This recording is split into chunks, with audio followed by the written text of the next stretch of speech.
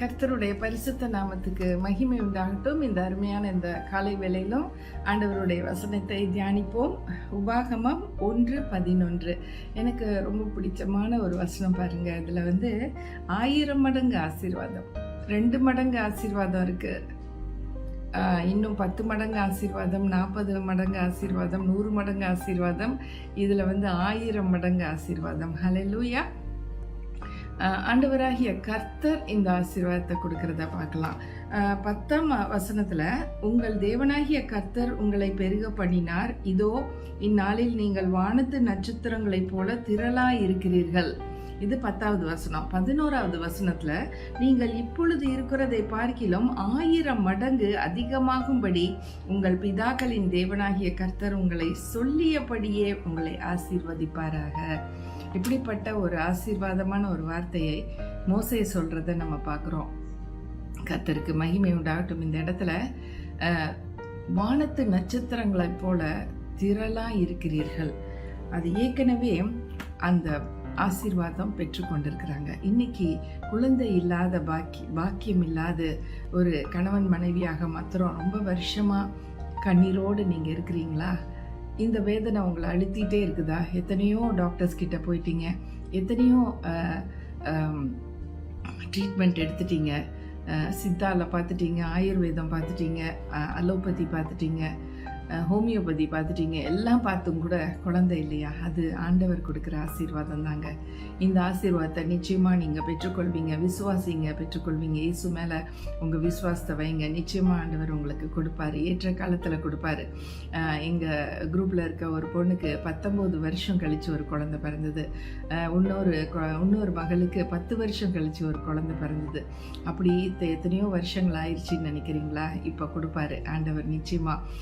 நீங்க நம்புங்க. விசுவாசிச்சவங்க பாக்கியவதி. விசுவாசிச்சவங்களுக்கு கிடைக்கும், விசுவாசிக்கலன்னா கிடைக்காது. கர்த்தருக்கு ஸ்தோத்திரம். அதுதான் முக்கியமான ஒரு எலிஜிபிலிட்டி. என்னன்னா விசுவாசிக்கணும்.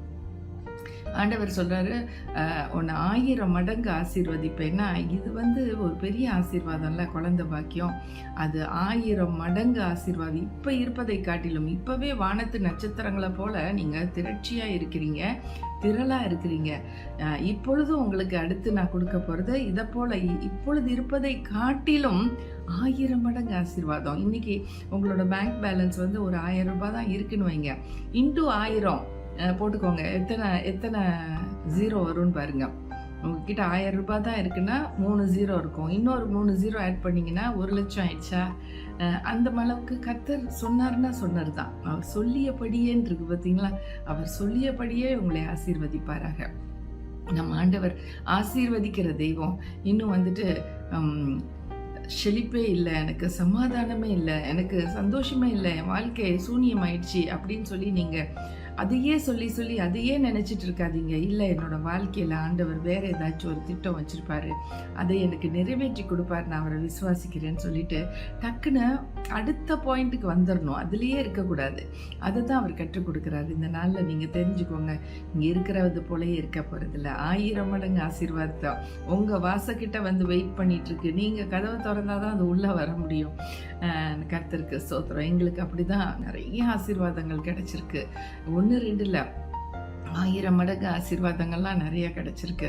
கர்த்தர் நிச்சயமாக அவர் சொல்லிட்டாருன்னா அது நிறைவேற்றி கொடுப்பாரு.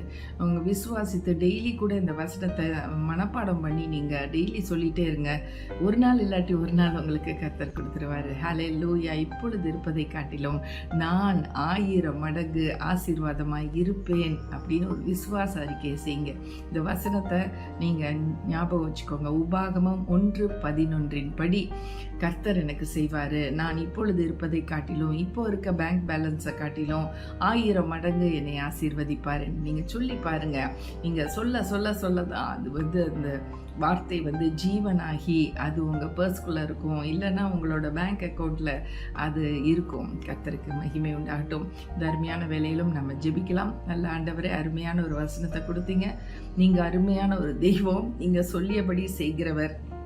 இந்த காலையிலையும் சொன்ன அந்த வார்த்தையின்படியே ஆண்டவரே ஜனங்களை நீங்கள் ஆசீர்வதிக்க வேண்டும் என்று சொல்லி நான் மன்றாடுகிறேன். யாரெல்லாம் பிள்ளை பாக்கியம் இல்லையோ, யாருக்கெல்லாம் காசு இல்லையோ, யாருக்கெல்லாம் ஆண்டவரே வேதனை தான் இருக்குது, எனக்கு சந்தோஷம் இல்லைன்னு சொல்கிறாங்களோ, யாருக்கெல்லாம் சமாதானம் இல்லைன்னு சொல்கிறாங்களோ, அவங்க எல்லாருக்குமே நீங்கள் திரட்சியாக கொடுக்க போகிறீங்கப்பா. தாராளமாக ஏராளமாக அள்ளி கொடுக்குற தெய்வம் இப்பொழுது இருப்பதை காட்டிலும் 1000 மடங்கு நீங்கள் ஆசீர்வதிச்சிருங்கப்பா. கர்த்தர் சொன்னபடியே நீங்கள் செய்கிற தெய்வம். உங்களை நாங்கள் விசுவாசிக்கிறோம், உம்மிடத்தில் மன்றாடி வருகிறோம். கர்த்தர் நீங்கள் செய்யுங்க, ஆசீர்வதிங்க.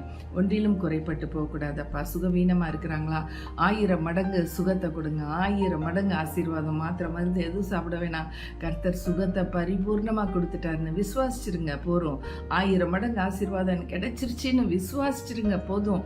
கர்த்தர் அப்படியே செய்வார், சொல்லியபடி செய்வார். ஹல்லேலூயா. நம்ம விசுவாசத்தை தான் அவர் ஏக்கத்தோட பார்த்துட்டு இருக்கிறாரு. நம்ம விசுவாசிச்சு இந்த வார்த்தைகளை விசுவாச அறிக்கையை சொல்லும் பொழுது, இந்த ஜெபத்தை செய்யும் பொழுது அதற்கான பதில் நிச்சயமாக கிடைக்கும். நன்றி ஆண்டவரே. தொடர்ந்து ஆசீர்வதிங்க. கேட்ட ஒவ்வொருவருக்கும் நீங்கள் இந்த ஆசீர்வாதத்தை அளவில்லாமல் கொடுங்க ஆண்டவரே. 1000 மடங்கு கொடுத்துருங்க. இயேசுவின் நாமத்தில் கேட்கிறோம் நல்ல பிதாவே. Amen. Amen. God bless you all and thank you for watching this video. I am so happy for you for having done that prayer for you. God bless you.